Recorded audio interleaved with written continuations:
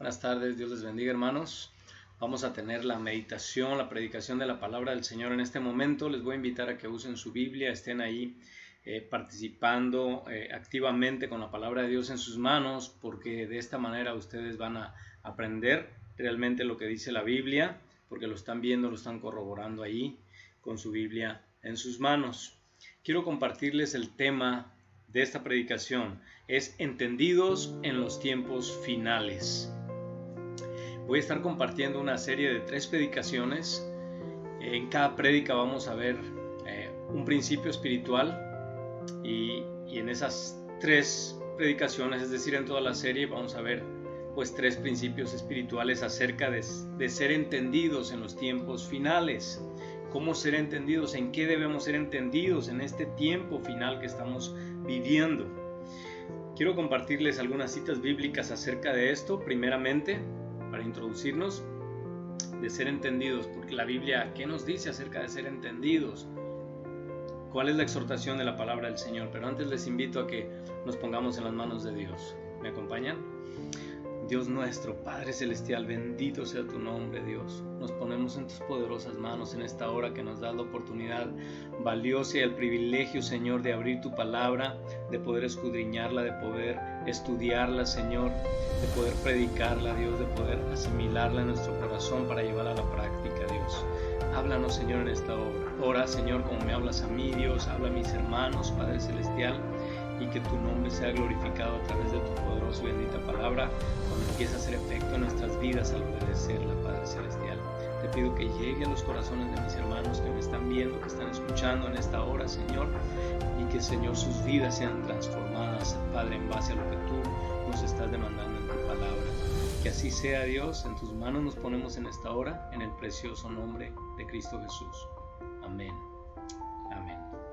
Bien, la palabra de Dios dice en Mateo capítulo 16, versículos del 1 al 3. Dice: vinieron los fariseos y los saduceos para tentarle, y le pidieron que les mostrase señal del cielo. Mas él respondiendo les dijo: cuando anochece decís buen tiempo, porque el cielo tiene arreboles, y por la mañana os habrá tempestad, porque tiene arreboles. El cielo nublado, hipócritas, que sabéis distinguir el aspecto del cielo, mas las señales de los tiempos no podéis. Jesús está confrontando en este momento a los fariseos, porque ellos le están demandando señal. Eran 2 grupos que se unían para tentar a Jesús. Los fariseos y los saduceos se juntaron, eran enemigos ellos, pero para tentar a Jesús y para ponerle trampa y para contradecirlo y hacerle la guerra, se unían. Y le hacen estas preguntas. Le pidieron que les diera una señal. Pero Jesús les dice: hipócritas, ustedes saben distinguir el cielo, las señales, pero ustedes no saben distinguir las señales de los tiempos, porque a él no lo estaban distinguiendo, a él no lo estaban reconociendo como el Mesías, y ese era lo peor que ellos estaban haciendo. Estos, lejos de ser entendidos, era gente necia, que aún viendo no quería comprender, no quería entender. Otro pasaje es primero de Crónicas, capítulo 12, versículo 32. Primero de Crónicas 12, 32. Dice así la palabra del Señor: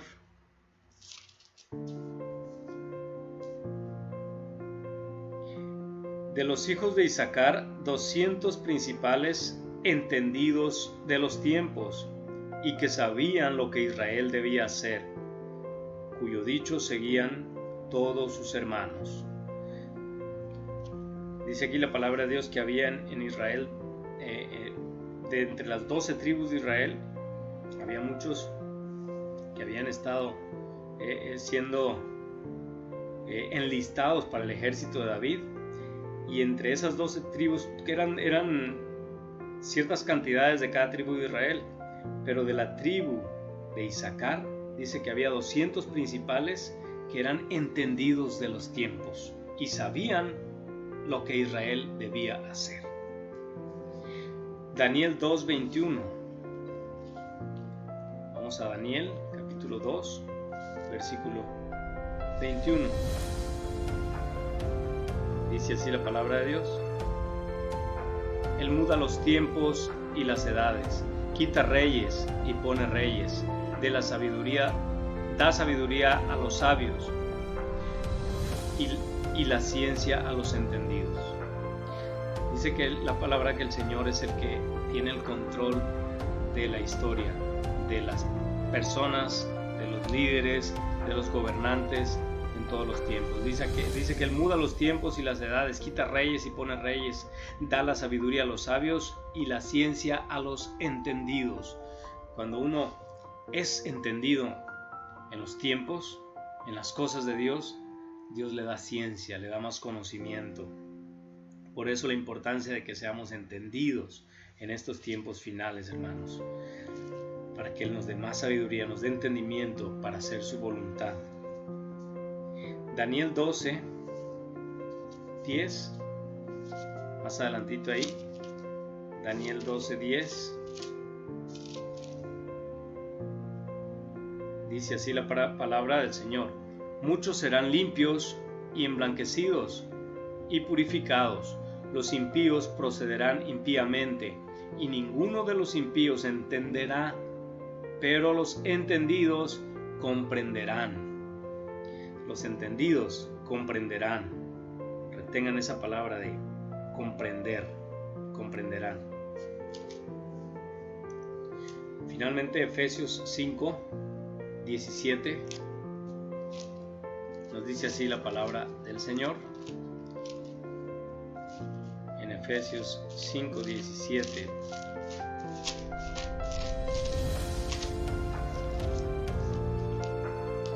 dice así la Biblia: por tanto, no seáis insensatos, sino entendidos de cuál sea la voluntad del Señor. Dios quiere que seamos entendidos de cuál es su voluntad en estos tiempos finales. Bueno, pero entonces, ¿cómo podemos entender o describir la palabra entendidos? Esta palabra viene del griego katanoito,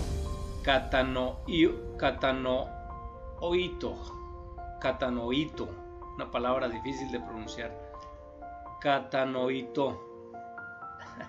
Tiene un acento en la O al final, katanoito. Esta palabra en el griego literalmente significa algo comprensible, algo entendible. Entonces, alguien que es entendido es alguien que tiene entendimiento. La palabra de Dios habla en muchas partes acerca de tener entendimiento, de que tengamos entendimiento, parecido a tener discernimiento, a entender, que podamos comprender. Leíamos hace un momento que los impíos no entenderán, pero los entendidos comprenderán. Es comprender, que llegues a tener una comprensión de las cosas en este tiempo final, sobre todo en estos tiempos finales, que podamos comprender, entender lo que está sucediendo, hermanos, para tomar acción en nuestra vida y no pasar desapercibidos, y que los juicios de Dios no caigan sobre nosotros, sobre nuestra vida, junto con los impíos. Pero dice la palabra que Él quiere librarnos de todos los juicios y de la ira venidera que vendrá sobre este mundo. Hermanos, pues sin duda todos lo sabemos y lo podemos ver, estamos viviendo tiempos cruciales, tiempos críticos, tiempos transicionales. Es un tiempo de prueba para el mundo, pero también es un tiempo de prueba para la iglesia de Cristo en la tierra. Después de esta pandemia o esta situación de crisis sanitaria, esta situación global que estamos viviendo, hermanos, nada será igual. Después de esto, nada será lo mismo ya. El mundo no será el mismo ya más, pero tampoco la iglesia será la misma ya. Será un mundo diferente, una iglesia diferente. El mundo será diferente negativamente. La maldad aumentará, las cosas se pondrán más difíciles. No será la misma tranquilidad, la misma paz que hoy estamos disfrutando todavía. Vienen tiempos críticos, vienen tiempos difíciles, más difíciles, tiempos peligrosos, y el mundo no será el mismo más. Pero la iglesia también cambiará, la iglesia está cambiando, la iglesia no ha dejado de reunirse, no ha dejado de congregarse, la iglesia no está cerrada, están cerrados los templos, pero la iglesia está viva, la iglesia está reuniéndose a distancia, virtualmente, de maneras diferentes, a través de los medios tecnológicos, pero la iglesia está activa y la iglesia está cambiando. Dios nos ha permitido entrar en este tiempo de dificultad para transformarnos, para prepararnos para lo que viene, hermanos, en el futuro próximo. La iglesia está siendo preparada para ser renovada, para ser purificada, para ser santificada y transformada.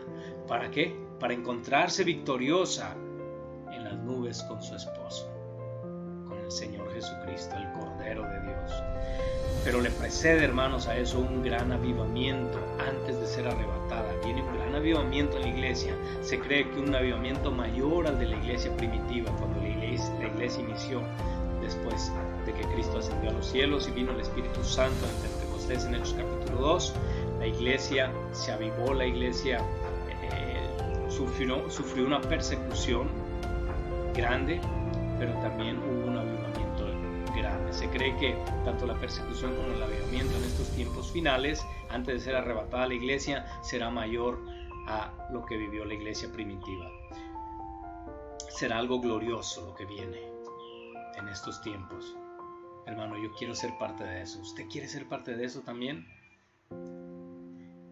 Tenemos que hacer lo que es necesario, lo que Dios nos pide en su palabra para que eso sea posible en nuestras vidas. Para eso, para que suceda, hermanos, ese gran avivamiento, le anticipa una gran persecución. ¿Usted está dispuesto a sufrir y a padecer por la causa de Cristo, por su Salvador que murió y padecía tanto dolor para salvarle y rescatarle de las llamas del infierno? ¿Usted está listo para sufrir por Él si es necesario en una persecución, una gran persecución que viene? Pero no es la gran tribulación. La gran tribulación será algo todavía más terrible. Dice que esa tribulación, esa gran tribulación que viene, será como nunca ha habido ni jamás habrá. Entonces es algo peor todavía, que no ha visto ni se imagina la humanidad. Pero esta que viene antes de ser arrebatada la iglesia, porque la gran tribulación será después del arrebatamiento de la iglesia, pero esta gran persecución que viene, o esta persecución a la iglesia antes de ser arrebatada, pues será precisamente para prepararla para el arrebatamiento de la iglesia, para que la iglesia sea levantada entonces, purificada, transformada, victoriosa, gloriosa, y a encontrarse y a unirse con su cabeza, con su desposado, con su amado esposo, con su gran Rey, nuestro Señor y Salvador Jesucristo. Gloria a nuestro Dios. Pero hermanos, ¿qué debemos hacer como iglesia antes entonces para prepararnos, para estar listos, para ser entendidos en estos tiempos finales? Mientras eso sucede, mientras la iglesia se prepara para ser arrebatada, ¿qué me corresponde hacer a mí como cristiano? ¿Qué le corresponde hacer a mi iglesia local como hijos de Dios, como congregación del Rey de Reyes? Como una congregación, como un grupo de creyentes, como el cuerpo de Cristo. En este tiempo que estamos viviendo, ¿qué debemos hacer? Debemos ser entendidos de los tiempos finales, sí, y saber lo que la iglesia va a hacer, sí necesitamos hacerlo. La tribu de Isaacar dice que eran entendidos de los tiempos y sabían lo que Israel debía hacer.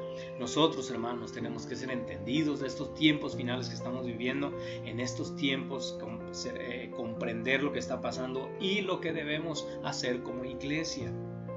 ¿Qué es lo que la iglesia debemos hacer en este tiempo crucial entonces? Hermanos, debemos entender, debemos comprender, es decir, ser entendidos, que este tiempo es un tiempo, vamos a ver el primer principio espiritual, es un tiempo de adoración. Este tiempo es un tiempo de adoración, es tiempo de volver al principio, es tiempo de regresar, de volver a los tiempos que Dios planeó, o al propósito que Dios planeó, volver a las sendas antiguas, volver a los principios, cuando todo era perfecto. Tenemos que volver a la adoración. la palabra de Dios nos enseña que al principio el plan original de Dios es que fuéramos adoradores de Él. El plan final, la visión final global de Dios es que seamos adoradores también. Ese es el plan original de Dios para nuestra creación, es que adoremos a Dios, que le demos gloria a Él. Ahorita lo vamos a ver en donde lo dice. Pero quiero contarles algo antes. En una ocasión un evangelista se acercó con dos jóvenes, una pareja de jóvenes, en un parque, y les preguntó si creían en Dios. A lo que la chica contestó que ella sí creía en Dios. El predicador se dirige al joven y el joven le hace la misma pregunta. El joven contesta: tengo mis dudas. El evangelista, el predicador, le dice: ¿eres ateo? Le pregunta que si era ateo. El joven dice, se quedó pensando un momento y dice: bueno, soy gnóstico. El evangelista le dice: entonces sabes que hay algo, que hay un ser supremo, que hay una energía, que hay una fuerza creadora, pero no sabes exactamente qué es ni quién es. El joven le contesta: sí. Entonces le pregunta a él nuevamente, le dice: ¿sabes cuál es el propósito de por qué tú estás aquí en la tierra? ¿Sabes por qué estás aquí? ¿Cuál es tu propósito de vida? El joven se quedó pensando un momento y le dijo: no lo sé. Sin duda que solo estando en Cristo, solo los cristianos podemos saber y entender y comprender por qué fuimos creados y por qué estamos aquí en la tierra. Y es precisamente porque debemos ser adoradores, porque Dios nos creó para adorarle, para dar gloria a Él. Cualquier cosa que hagamos en la vida debe ser para adorar a Dios. Si lo que estamos haciendo en la vida no nos lleva a adorar a Dios, entonces es algo que debemos dejar de hacer, porque nos está impidiendo cumplir el propósito de Dios para nuestra vida. Y a eso se llama pecado. Errar al blanco también significa pecar. O un significado del pecado es errar al blanco. ¿Cuál es el blanco? En esta vida es Dios. Dios es el blanco al que debemos de apuntar y atinar para cumplir nuestro propósito. Si no estamos cumpliendo ese propósito, entonces estamos pecando en la vida. Si no estamos siendo adoradores, sea lo que sea que hagamos, a lo que nos dediquemos, en lo que trabajemos, lo que estudiemos, lo que sea, tenemos que llevarlo para que se convierta en un acto de adoración a nuestro Dios y estar cumpliendo el propósito que Él tuvo para nosotros desde que nos trajo a este mundo y en nuestra estancia aquí en la tierra. Isaías capítulo 43 versículo 7 dice: todos los llamados de mi nombre, para gloria mía los he creado, dice el Señor Todopoderoso. Para gloria mía los he creado, dice el Señor. Otra versión, la traducción en lenguaje actual, lo dice ese mismo pasaje, Isaías 43:7, lo dice de la siguiente manera: yo les he creado para que adoren y me canten alabanzas. En esta está un poco más claro el asunto. Dice: yo les he creado para que adoren, para que me adoren y me canten alabanzas. Ahora vamos a entender que adorar a Dios es cantarle alabanzas, o alabar a Dios es una forma de adorarle, nada más está dentro de la adoración. Pero la adoración no se reduce solo a cantarle a Dios. La adoración engloba mucho más allá, engloba toda nuestra vida. Más adelante vamos a ver algunas palabras bíblicas, algunas palabras hebreas, griegas, de los textos originales, del significado de la palabra adorar en la Biblia. Pero a grandes rasgos significa que toda nuestra vida debe rendirse a Él totalmente. Todo nuestro ser, nuestro corazón, en todo lo que hagamos debemos rendirle adoración. Es decir, adoración podemos definirla como que todo lo que hago para agradar a Dios es un acto de adoración. Todo lo que hago en mi vida que agrada a Dios es adoración. Entonces no nomás se reduce a cantar, como a veces se piensa. Vamos a adorar a Dios con estos cantos contemplativos, estos cantos lentos. con ritmo suave, entonces estamos adorando a Dios. Sí, es una parte, como dije, pero no se reduce a eso solamente, sino a toda nuestra vida. ¿De qué sirve que yo cante cantos muy dulces en algún momento específico en la iglesia o en mi casa, pero cuando salgo vivo una vida que no agrada a Dios, o hago cosas que no agradan a Dios, digo cosas que no agradan a Dios, critico, murmuro, digo cosas falsas, digo mentiras, veo cosas que no agradan a Dios en la televisión, en la internet? Entonces realmente no soy un adorador. Adoración implica toda nuestra vida, todo nuestro ser. Y realmente, hermanos, toda la Biblia está llena de adoración. Desde Génesis hasta Apocalipsis encontramos adoración, porque el propósito de Dios, repito, para el ser humano es que sea un adorador, que le adoremos, que cumplamos el propósito de nuestra existencia. Adoración. En toda la historia de la Biblia la encontramos, y en toda la historia de la humanidad encontramos la adoración. La humanidad, lejos de Dios, ha intentado adorar porque es algo intrínseco que Dios creó, dentro de nosotros, es decir, está dentro de nosotros, es algo que no podemos evitar. La adoración, porque Dios nos creó así. Puso un espíritu en nosotros, el cual nos lleva a adorar a Dios, a conectarse con el Espíritu de Dios cuando lo hacemos en el contexto bíblico, en el contexto correcto, de la manera que Dios lo dictamina en su palabra. Pero cuando el ser humano no conoce a Dios, él va a adorar lo que sea. Alguien dijo que quien no conoce a Dios, a cualquier palo se le hinca, a cualquier cosa venera. Pero cuando conocemos a Dios, entonces lo hacemos como Dios lo pide, como Dios lo manda y como está escrito en su palabra. ¿Por qué? Porque tenemos ese deseo, esa necesidad de adorar. No podemos vivir plenamente la vida sin adorar. Por eso la gente busca satisfacer esa necesidad a través de cualquier religión, a través de cualquier práctica religiosa o espiritual, aunque ésta tenga que ver con connotaciones ocultistas o adoración a los seres demoníacos. ¿Por qué? Por la ignorancia de la palabra de Dios y de las Sagradas Escrituras, de cómo Dios dice, manda que debemos acercarnos a Él y cómo debe ser la adoración a Él. Pero hay una panorámica completa en la Biblia, desde Génesis hasta Apocalipsis, de la adoración a Dios y de esa necesidad de la humanidad de adorarla, y cómo Dios lo ha ido demandando en las generaciones a lo largo de la historia. A grandes rasgos, una vista panorámica, una cosmovisión muy general, vamos a ver esto para sostener lo que estamos diciendo. En el Edén, por ejemplo, Adán y Eva, al principio de todas las cosas, Adán y Eva cumplieron este plan original de Dios por un tiempo determinado mientras permanecieron en el jardín del Edén, en el paraíso, en la presencia de Dios.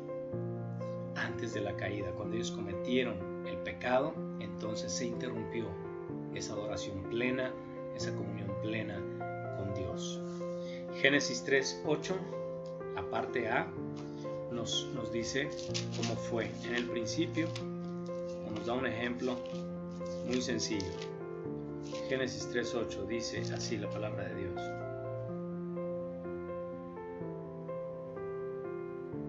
Dice: y oyeron la voz de Jehová Dios que se paseaba en el huerto al aire del día. Adán y Eva dice que oyeron la voz de su Creador, de Dios que estaba ahí, que era la presencia de Dios que estaba en el huerto del Edén y que se paseaba al aire del día. Esta palabra o esta frase, al aire del día, hace referencia a que había total libertad. Dios tenía toda la libertad de moverse en ese ambiente espiritual que él había creado, perfecto y puro y santo. Y aún con toda su creación, entre toda su creación y aún con Adán y Eva ahí presentes, porque ellos estaban en un estado perfecto todavía, en un estado santo, donde no había interrupción de ningún pecado para la adoración y la comunión plena con Dios, y esa relación entre criatura y creador. había una comunión plena, había adoración. Había un contacto directo entre el espíritu del hombre y el espíritu de Dios. Es otra definición de adoración. Es el punto de encuentro entre el espíritu de Dios y el espíritu del hombre. El espíritu del hombre para rendir adoración y el Espíritu Santo, el espíritu de Dios, para recibir esa adoración por parte de sus criaturas. Como ya dijimos, ya que para eso fuimos creados, ya que para eso fuimos ideados, diseñados. Ese fue el propósito de Dios para nuestra creación, y ese sigue siendo. Luego de ahí pasamos a Génesis 22:5. Este relato muy interesante también en relación a este tema, cuando Abraham obedece al Señor, cuando Dios le pide que sacrifique a su hijo. Aquí Abraham definió una vez más, le da una definición certera y profunda a la palabra adoración. De hecho, como tal, adoración aparece por primera vez en la Biblia en este pasaje, de forma implícita, porque dice adoraremos, dice, pero en esa palabra está incluida o implícitamente dicha la palabra mencionada, referida a la palabra adoración.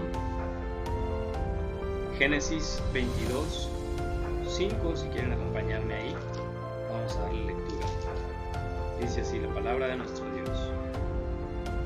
Entonces dijo Abraham a sus siervos: esperad aquí con el asno, y yo y el muchacho iremos hasta allí y adoraremos y volveremos a vosotros.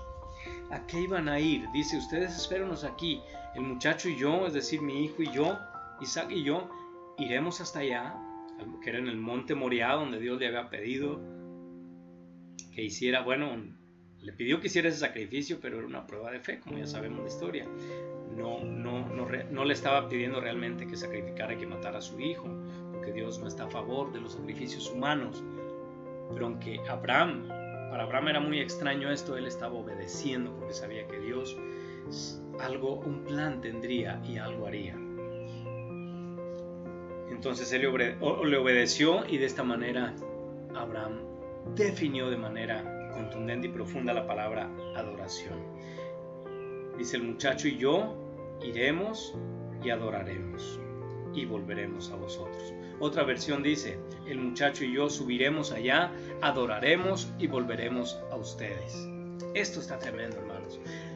Adorar, vaya, iremos y adoraremos. Él iba con un cuchillo listo para sacrificar a su hijo, para matar a su hijo. Esa era la adoración para él. Fíjense, es algo tremendo. Podríamos decir nosotros que era una muy burda definición de adoración, porque lo que iba a hacer no tenía que ver con adorar. Eso no era algo muy bonito. La adoración es algo hermoso. Pero hermanos, lo que realmente está pasando aquí es que la adoración es una obediencia total a Dios. Abraham nos está demostrando que la adoración no tiene cuestionamientos para Dios, que la adoración es obedecer a Dios en todo lo que Él manda, aunque esto parezca absurdo. Y Abraham lo hizo, obedeció a Dios así, aunque no comprendían, que no entendían, y de esta manera lo estaba adorando. Ahí no había ninguna música bonita, ahí no había gente cantando, no había instrumentos musicales, no había nada de canciones. Así que la adoración no es eso, o no se limita solamente a eso, como dijimos, solo es una forma de adoración la música. Es un medio, es un instrumento, la música, que nos conecta, nos ayuda a conectarnos de una manera más hermosa con la presencia de Dios. Pero si yo no obedezco lo que estoy cantando, de nada sirve y no es adoración, por más bonito que suene aquella canción o aquella música. Lo que realmente agrada a Dios, lo que verdaderamente se convierte en una adoración a Dios, es nuestra obediencia. Entonces, otra definición de adoración podría ser eso, es eso realmente, una vida de obediencia total y abnegada a Dios. Abraham nos lo confirmó en este pasaje. Y fíjense, hermanos, hay algunas palabras les quería compartir. Hay algunas palabras en los lenguajes originales, en el hebreo y en el griego, acerca de la palabra adorar en la Biblia. Y estas palabras se repiten continuamente en la Escritura.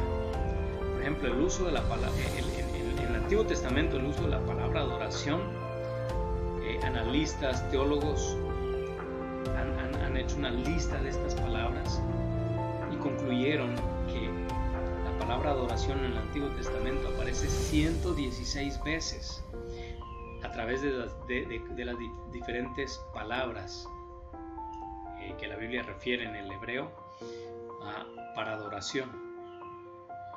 Fíjense, la palabra más conocida es Sasha,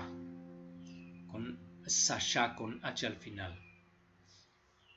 Esta palabra es la que se repite más veces y se traduce frecuentemente esta palabra hebrea, que significa inclinarse, arquearse, agacharse, doblarse, rendir culto, postrarse en el suelo, hacer homenaje, dar reverencia, caer literalmente hasta el piso. Todo eso significa la palabra Sasha. Ahora, está haciendo aparentemente una referencia a una postura física o una postura a una posición física del cuerpo, pero con esta posición física del cuerpo los hebreos entendían, cuando ellos se postraban así, entendían muy claramente que era lo que su espíritu, su alma estaba expresando delante de Dios. Entonces es realmente una actitud del corazón, una adoración verdadera cuando nos postramos a nuestro Dios, cuando nuestro cuerpo tiene posturas físicas que tienen que ver con estas palabras hebreas que acabo de mencionar, especialmente esta palabra Sasha. Esta palabra aparece 99 veces en el Antiguo Testamento. Ahora hay otra palabra, hay 4 palabras en realidad, 4 palabras en el Antiguo Testamento para la palabra adoración o adorar. La principal, como dije, es Sasha, 99 veces. Luego hay otra palabra que es Segab. Esta palabra es traducida literalmente como adorar también y aparece 11 veces, significa postrarse, hacer reverencia. Lo podemos ver, por ejemplo, en Daniel capítulo 2, versículo 3. Otra palabra es Abad. Esta aparece 5 veces en el Antiguo Testamento. En 2 de Reyes capítulo 10. 5 veces aparece en este capítulo 10 de 2 de Reyes y significa o hace referencia a hacer, a servir, como adorar, como actos de adoración. También aparece la palabra Atzab en el Antiguo Testamento. Esta aparece solamente una vez en Jeremías 19. Jeremías 44, 19. No tiene 99 capítulos.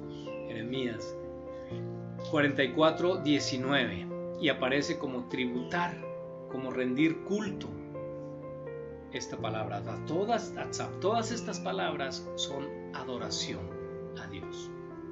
Ahora, en el Nuevo Testamento encontramos 4 palabras también. Hay una principal palabra que aparece y que se repite más veces en el Nuevo Testamento. Esta es la palabra proskuneo. Ahora, en el Nuevo Testamento, pues las palabras son griegas. La palabra griega proskuneo significa besar el suelo, besar la mano, hacer una cortesía, hacer reverencia y postrarse hasta el piso. Exactamente lo que significa también la palabra Sasha en el hebreo. Esta palabra proskuneo aparece 59 veces en el Nuevo Testamento. Ahora, hay otras 4 palabras, como les mencionaba, otras 3 palabras aparte de proskuneo.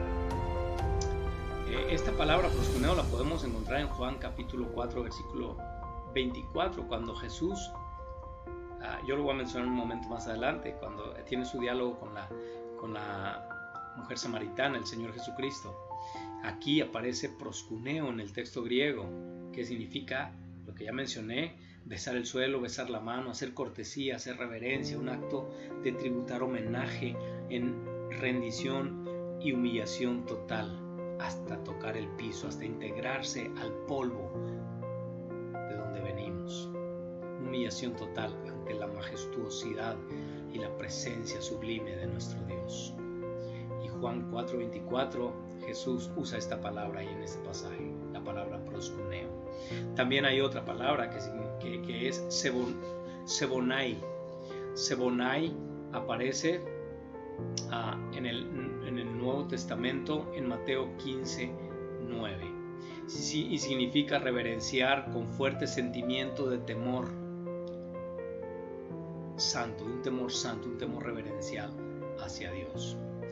También aparece una tercera palabra en el Nuevo Testamento como adoración, y es la palabra latreuo, que significa servir, rendir servicio religioso o espiritual, que significa rendir un homenaje, a venerar, hacer un acto de homenaje, de veneración a alguien.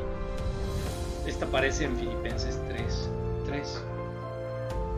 Latreuo. De ahí es donde viene la palabra latría, que significa adoración. Así que teolatría sería una verdadera adoración. Teos, Dios; latría, adoración, o latreuo. Por eso es que idolatría significa adoración a los ídolos. Idolatría. Y es tremendamente prohibida y rechazada, aborrecida por nuestro Dios, porque dice la Biblia en Éxodo 20 que nuestro Dios es un Dios fuerte y celoso, un Dios todopoderoso y grande, y que es fuerte y celoso porque tiene razón para hacerlo, en que se adoren dioses falsos, ídolos, en lugar de a Él. Por eso aparece esta palabra en su contexto correcto en Filipenses 3:3, latreuo, que es adoración a Dios, rendirle servicio espiritual, un homenaje, una veneración a Él, servirle. Y finalmente la cuarta palabra que aparece en el Nuevo Testamento como adoración es eusebeo. Esta palabra significa actuar piadosamente hacia alguien,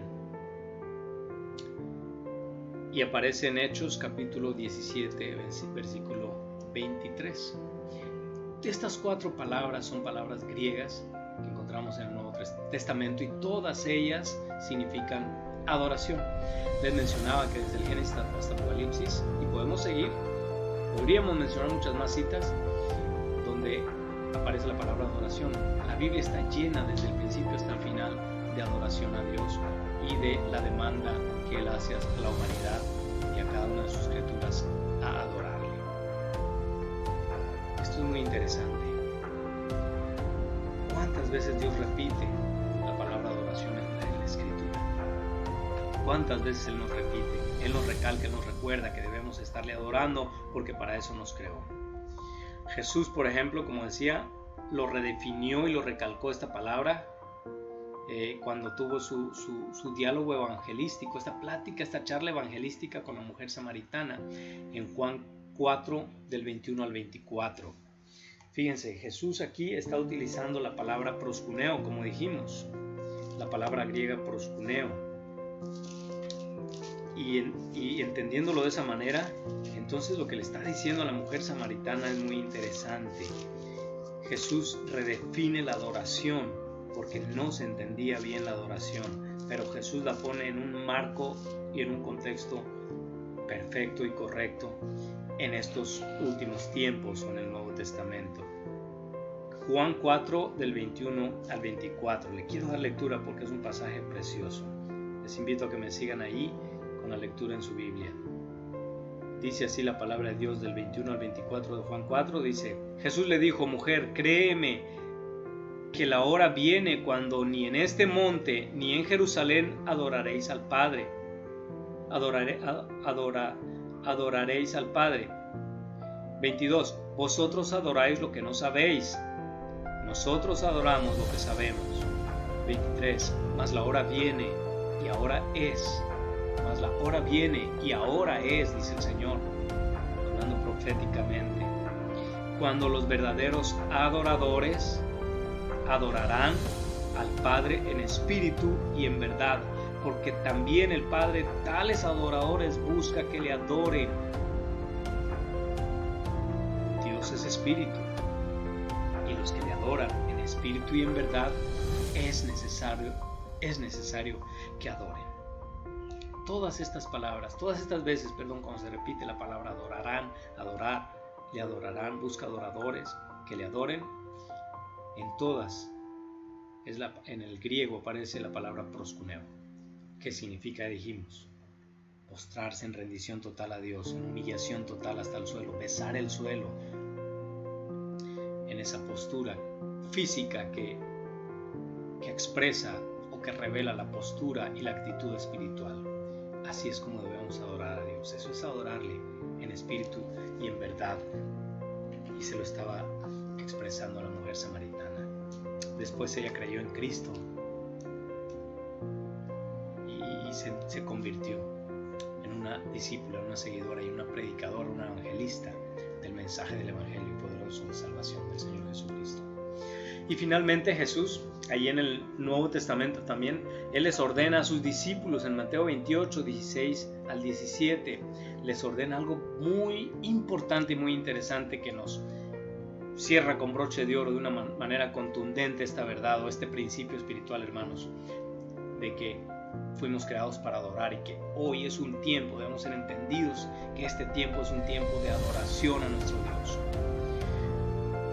Justo antes de encomendarles a sus discípulos la gran comisión, el Señor Jesucristo los citó en Galilea después de resucitar.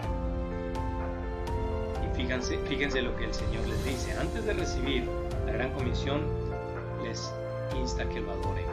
Y dice, pero vamos a leerlo. Él los citó ahí con ese propósito, de que lo adoraran antes de encomendarles que hicieran la labor evangelística en todo el mundo, que cumplieran la misión que Él había comenzado, que conocemos como la Gran Comisión. Vamos a leer esa parte, Mateo 28, 16 y 17. Dice así la palabra de nuestro Dios. Pero los 11 discípulos se fueron a Galilea, al monte donde Jesús les había ordenado. Y cuando le vieron, le adoraron, pero algunos dudaban. Y Jesús se acercó y les habló diciendo, toda potestad me es dada en el cielo y en la tierra, y etcétera. Continúa, por tanto, y hace discípulos y les encomienda la gran comisión. Pero antes, lo interesante aquí, lo que a mí me capta la atención poderosamente es lo que hicieron antes y Jesús lo permitió. Dice que cuando fueron a donde Jesús le dijo, los 11 discípulos estaban ya ahí reunidos ya, después de que Jesús había resucitado, ahí en Galilea, dice que cuando le vieron, le adoraron. Jesús los citó para provocar adoración en ellos. Él sabía que al verlo resucitado, inevitablemente lo iban a adorar. Y antes de mandarlos a trabajar y de encomendarles la gran comisión y de ponerlos activos y de llenarse de actividades en su iglesia, les dijo, adórenme. Implícitamente les dijo, adórenme. Él sabía que lo harían y no se los impidió cuando lo estaban haciendo. Esto es muy interesante, hermanos. Esto nos revela este principio espiritual profundo. Dice de que antes de recibir la gran comisión adoraron a Jesús. Entonces, hermanos, es interesante el principio espiritual aquí guiado por el Espíritu Santo, por el mismo Señor Jesucristo que tenía el Espíritu Santo. Entonces, antes de la proclamación es la adoración. Debemos entender, hermanos, que antes de la proclamación es la adoración. Antes de predicar el Evangelio, antes de impartir las buenas nuevas, las buenas noticias a la gente, de la manera que lo hagamos o lo queramos hacer, debemos entender, hermanos, que debemos ser adoradores. Debemos tomar un tiempo para adorar a nuestro Dios antes de predicarle a la gente el Evangelio. Debemos de congregarnos en nuestra iglesia y reunirnos a adorar a Dios, a cantarle, a alabarle, a obedecerle, a hacer lo que Él nos manda en su palabra, al escuchar la predicación, antes de salir y predicar el Evangelio. Debemos de reunirnos en el cuartel primero para llenarnos de fuerzas, llenarnos de energía de Dios, entrenarnos, capacitarnos como soldados guerreros para salir a la guerra, a la batalla allá afuera y predicarle a las almas perdidas y arrebatárselas al diablo. Por eso la importancia, hermanos, de congregarnos, por eso la importancia de también en nuestra casa tener un tiempo de adoración a nuestro Dios, un tiempo de estudio de la palabra de Dios, de oración, un tiempo devocional a nuestro Dios personal, tener un tiempo de intimidad con Dios, y Dios nos va a empoderar, llenar de su Espíritu Santo para entonces ir a predicar el Evangelio con tener resultados como lo hizo con sus discípulos en el tiempo del Pentecostés.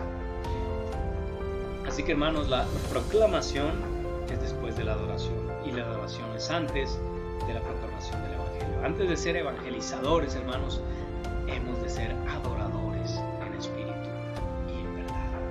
Pues para adorar a nuestro Señor y Dios es que hemos sido creados. Isaías 43:7 nos lo dice. Recuerden, todos los llamados de mi nombre para gloria mía los he creado, los formé y los hice, dice el Señor. Gloria mía, es decir, para que me adoren y me rindan adoración. Lucas 4:8. Recuerden, en la tentación de Jesús en el desierto, Él le dijo al diablo: escrito está, al Señor tu Dios adorarás y a Él solo servirás. Fuimos creados para adorarle. Deuteronomio 6:13 lo recalca. Bueno, Jesucristo está citando Deuteronomio 6:13 cuando le dice al diablo: escrito está. Satanás sabía que estaba escrito eso en la palabra de Dios, en la ley, en Deuteronomio 6:13. Al Señor tu Dios adorarás y a Él solo servirás. Es un mandato desde el principio para toda criatura, para la humanidad y para el pueblo de Dios. Adorarle a Él. Y Jesús se lo recuerda a Satanás, que aún Satanás debe adorar a Dios. Y un día Él se postrará.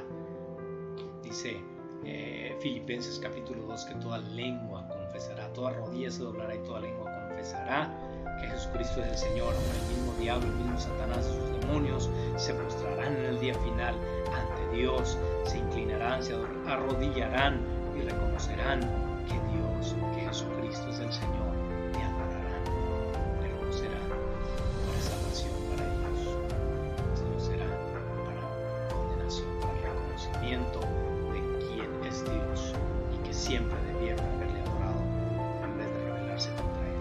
Nosotros, hermanos, siempre debemos adorar a nuestro Dios en vez de rebelarnos contra Él, en vez de vivir la vida como bien nos parece y bien nos place a nosotros. Ese es acto de rebeldía a nuestro Dios, cuando debemos vivir una vida en plena obediencia y postración, rendición y humillación total a nuestro Dios, para ser verdaderos adoradores. Y cierro con este pasajes preciosos en Apocalipsis acerca de la adoración, como al final de los tiempos la visión final y completa de Dios es que se le adore, que todas las naciones le adoren, que los seres terrenales, tanto como los seres celestiales, los ángeles y toda su creación le adore a nuestro Dios. Apocalipsis capítulo 4 y capítulo 5 son pasajes de la Escritura donde hablan de la adoración celestial, una adoración preciosa a nuestro Dios por quien Él es. Le adoramos a Dios por lo que Él es, por su naturaleza, por sus atributos, por su esencia, por quien Él es. Capítulo 4, versículos del 9 al 11 de Apocalipsis lo dice, lo refiere de una manera preciosa y profunda, y el capítulo 5, versículos del 9 al 14 también. Dice el 4 del 9 al 11, la palabra de Dios así: y siempre que aquellos seres vivientes dan gloria y honra y acción de gracias al que está sentado en el trono, al que vive por los siglos de los siglos, los 24 ancianos se postraron delante del que está sentado en el trono y adoraron al que vive por los siglos de los siglos, y echan sus coronas delante del trono, diciendo: Señor, digno eres de recibir la gloria, la honra y el poder, porque tú creaste todas las cosas y por tu voluntad existen y fueron creadas.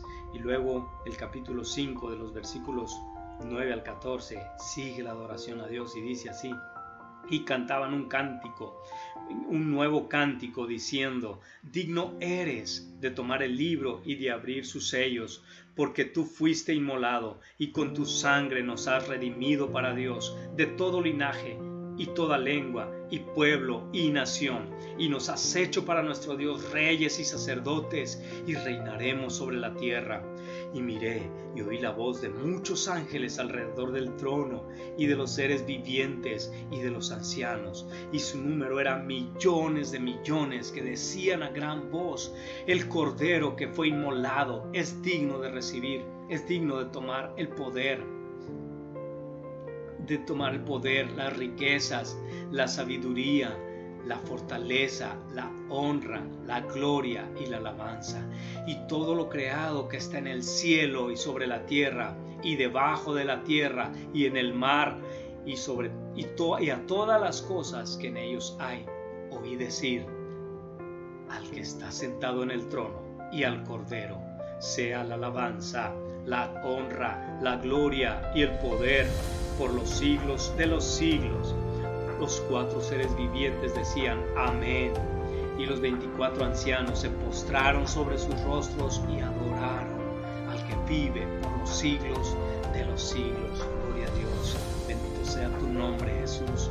Te damos las gracias, Señor, porque solo tú eres digno de recibir toda adoración, Señor. Y tú te has revelado a nosotros, Señor. Te has manifestado a la humanidad, Señor, como un ser que debe ser adorado, porque es digno por su majestuosidad, perfección, santidad. Y nosotros te reconocemos, Dios, como ese Dios santo, ese Dios poderoso, ese Dios majestuoso, Señor, y digno, y el único digno de adoración, Señor.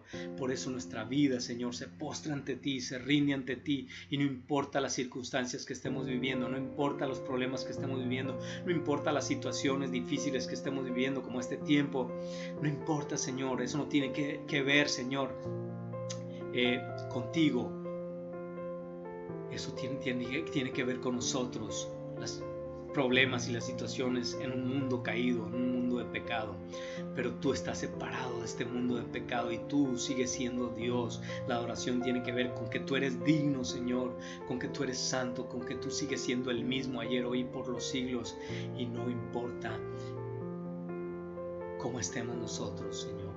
Nos has restaurado, nos has transformado, nos has hecho nacer de nuevo, nos has hecho hijos tuyos, nos has hecho discípulos de Jesucristo, nos has hecho hijos, no solo criaturas, para que te adoremos, Padre, para que nos rindamos a ti en nuestra vida, Señor, con una obediencia total a ti, Dios. Y hoy te adoramos también con nuestras palabras, Señor. Bendito sea tu nombre, Dios. Recibe, Señor, nuestras vidas como un acto de adoración a ti, y ayúdanos, Señor, a que seamos agradables a ti en todo momento, que cada cosa que hagamos, cada cosa que digamos, que escuchemos, estemos conscientes de que debe ser para adorarte a ti, Señor. Y si no lo está haciendo, cortar inmediatamente aquello que no cumple el propósito de nuestra creación, el ser adoradores, Señor.